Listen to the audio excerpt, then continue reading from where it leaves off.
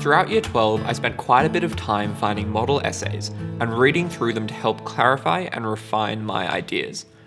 By doing that, you can really increase the complexity of the essays and short stories that you write. You can find these essays from past students, you can have a look at online resources that are available to you, and you can look at texts that have been produced by experts and released to you. But I think that the ability to learn complex stuff for your essays extends beyond just reading past essays.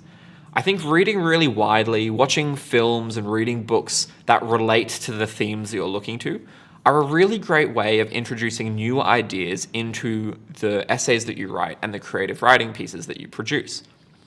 In particular, I would read a lot of books in the area that I was interested in and underline key words or look to key themes that I could then basically steal and use in my essay.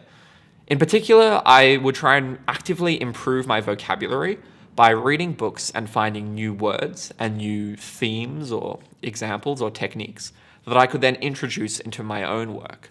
So don't just limit yourself to past essays, whether those are produced professionally or just by a prior student. Have a look more broadly at ways that you can introduce complexity into your ideas in the English courses. Thanks for watching.